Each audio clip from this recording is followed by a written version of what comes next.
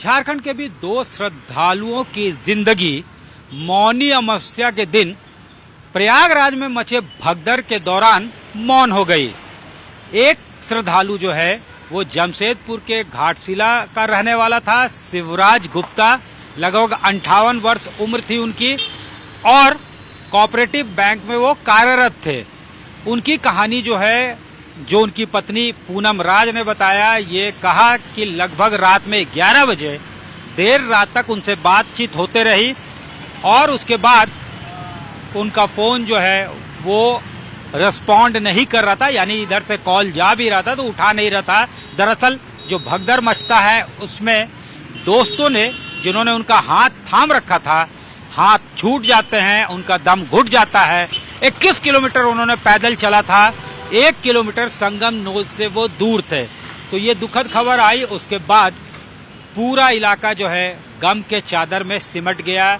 इसके अलावा अगर हम बात करें तो पलामू जो है, डाल्टेनगंज, वहां से भी एक श्रद्धालु महिला गायत्री देवी, लगभग 60 वर्ष की उम्र थी, वो पवित्र स्नान करने गई थी। और सबसे दुखद बात यह है कि उन्होंने पवित्र स्नान कर भी लिया था, 28 तारीख को ही उनका स्नान हो जाता है, लेकिन उनका बेटा जो आर्मी में पोस्टेड होता है वो भी वहीं प्रयागराज में संगम में ही उसकी ड्यूटी होती है। उनके पति भी उनके साथ होते हैं।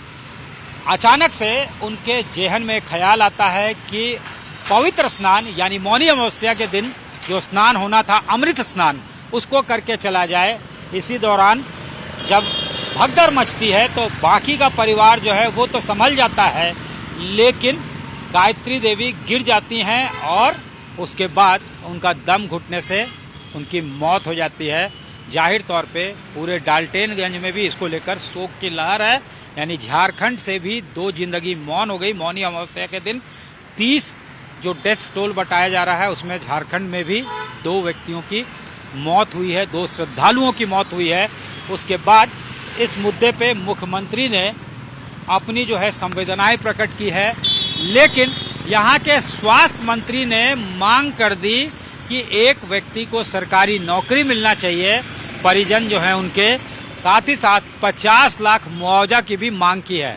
तो इस मुद्दे पे अब राजनीति भी शुरू हो गई है। हालांकि ये बेहद जो है सभी जो बड़े, चाहे मुख्यमंत्री हो या दूसरे बड़े नेता जो हैं, उन्होंने इस घटना पे अपनी संवेदना प्रकट की है, दुख जताया है और साथ ही साथ ये कहा है कि जो भगदड़ थी वो बेहद दुर्भाग्यपूर्ण है और श्रद्धालु जिनके जान गई है उनके परिजनों के साथ सॉलिडारिटी एक्सप्रेस किया है यहाँ के राजनेताओं ने। लेकिन हेल्थ मिनिस्टर जो हैं उन्होंने मुआवजा की भी मांग की है और 50 लाख वो चाहते हैं कि वैसे परिजनों को दिया जाए जिन्होंने अपनों को खोया है। साथ ही साथ सरकारी नौकरी की भी मांग जो है यहाँ के स्वास्थ्य मंत्री इरफान अंसारी ने की है। कैमरामैन राकेश तिवारी के साथ सत्यजीत कुमार, रांची, आज तक।